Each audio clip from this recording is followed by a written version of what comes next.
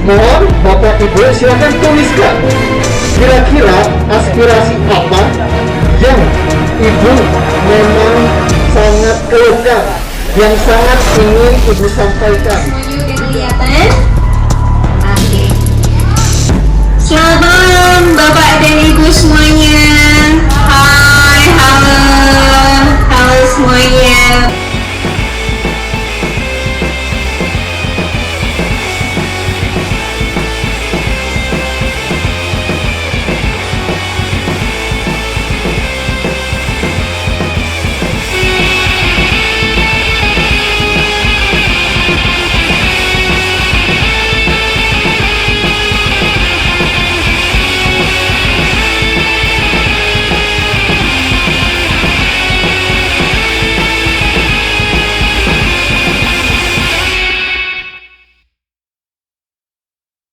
Jadi malam hari ini saya datang ke Bapak dan Ibu bukan untuk kampanye, tetapi untuk reses karena kampanyenya sudah selesai.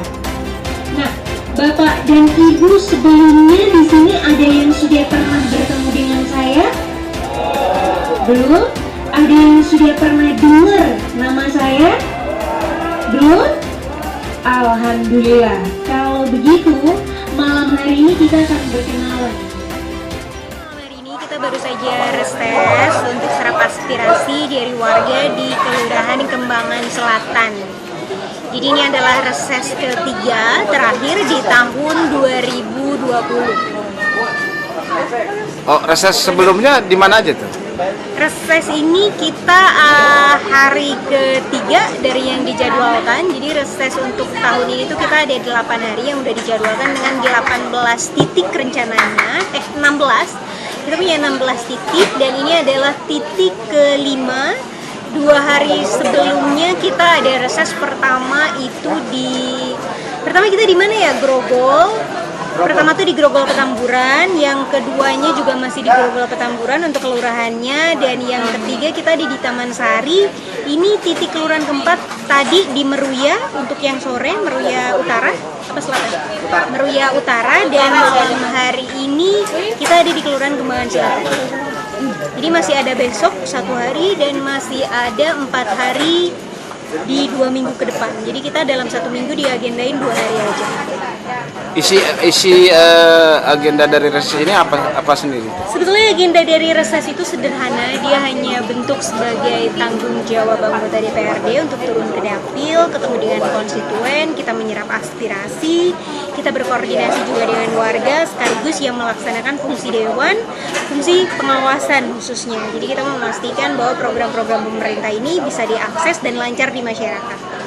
Ini juga sebagai bahan pertimbangan bagi saya gitu ya, seorang anggota dewan, untuk nanti kira-kira program-program ke depan yang bisa direncanakan yang tepat sasaran dan tepat guna dan tentu saja dibutuhkan oleh warga Jakarta. Jadi jangan ada lagi program yang sifatnya untuk kepentingan penyerapan anggaran, tetapi juga program yang harus berbasis kebutuhan dari masyarakat itu sendiri dan khususnya untuk konstituen saya di dapil. Kenapa memilih? Nggak ada rencana sebelumnya dan tidak pernah berencana untuk masuk ke dunia politik sebetulnya. Jadi awalnya ketertarikan di politik itu lebih ke saya membantu teman-teman saya ketika teman-teman saya yang bangun PSI. Jadi waktu itu mungkin karena saya identik dengan anak muda dan kebetulan PSI di awal pembuatannya atau di awal ide-idenya adalah harus anak muda yang sama sekali belum pernah masuk ke politik. Nah, saya salah satunya. Jadi lebih ke mungkin ketidaksengajaan kali ya. Saya juga nggak pernah ada rencana untuk mencalonkan diri jadi anggota dewan, tetapi realitasnya di lapangan, kuota pencalegan sendiri untuk perempuan itu masih kurang peminatnya. Jadi meskipun kita punya kebijakan 30% kuota perempuan untuk calon legislatif, tetapi pada faktanya di lapangan untuk mendapatkan caleg perempuan itu ternyata masih sulit, dan akhirnya untuk mengisi kekosongan atau untuk melengkapi kuota 30% perempuan itu, akhirnya saya mengikuti perintah partai. Jadi yang saya lakukan ya jalan itu. Ini kan anggota dewan ini yang namanya anggota DPRD itu penuh dengan glamor. Kenapa Teteh nggak malu? Tadi bilang di audiens bahwa Teteh ini masih ngekos. itu kan glamor kebanyakan pikiran lama kali ya. Ya itu realitasnya, saya masih jadi anak kosan. Yang berbeda dari saya adalah tanggung jawab. Kalau gaya hidup itu nggak ada yang harus diubah. Sepertinya hidup saya juga baik-baik aja dari kemarin-kemarin. Jadi lebih ke tanggung jawab personal, tanggung jawab sosial, dan yang lebih penting dari jadi anggota DPRD itu bukan gaya hidup ya, tapi pekerjaannya, apakah dia melakukan Seorang politikus, anggota DPRD Komisi B, apa nih Teh? paling tidak saya bisa memberikan warna kali ya. Kalau mengubah secara keseluruhan konstruksi politik yang sudah ada, kayaknya tugas saya besar banget kalau melihat ke situ. Tapi paling tidak saya bisa memberikan warna, memberikan alternatif dari situasi politik yang ada hari-hari ini. Realisasinya harapannya apa perayaan? Harapannya saya bisa berinteraksi lebih banyak dengan warga, dan warga juga bisa menyampaikan aspirasinya dengan bebas ke anggota dewan. Sekaligus juga ini pendidikan politik kepada warga. Sebetulnya apa sih kerja-kerja DPRD gitu ya. Makanya setiap proses saya selalu diisi dengan memperkenalkan tugas dan kerja saya. Karena anggota dewan itu bukan Santa Claus yang bisa diminta oleh warga kemudian kita mengabulkannya. Karena poinnya tidak di situ. Tetapi poin penting dari reses ini adalah menyampaikan bahwa ini loh kerja-kerja DPRD, ini loh proses-proses demokrasi itu berlangsung gitu. Bahwa apa yang dilakukan oleh pemerintah hari ini tuh bukan semata-mata ada karena ada, tetapi juga yang memang berasal dari partikel-partikel kecil atau katakanlah aspirasi-aspirasi dari ekosistem warga sebetulnya yang memang harus dikelola dengan lebih baik lagi, dan tentu saja diperjuangkan, tidak hanya didengarkan, tetapi ya itu tadi, bagaimana aspirasi warga ini menjadi sebuah hal-hal yang bisa dia realisasikan barangkali ya.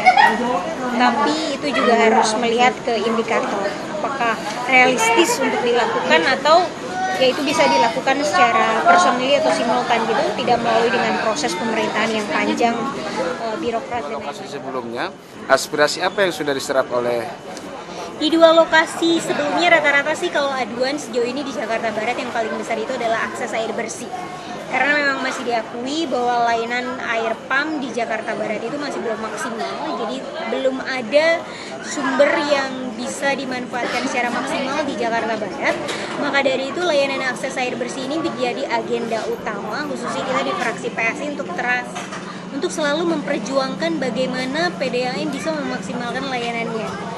Karena tahun ini PDAM itu kontraknya kalau tidak salah memang harus selesai dalam 2 tahun ke depan. Nah, mumpung masih ada waktu kolaborasi, jadi kita berharap layanan akses air bersih ini sudah bisa dilakukan sesuai target RPJMD sebanyak 70%. Jadi sejauh ini target layanan air bersih belum mencapai apa yang sudah direncanakan di RPJMD.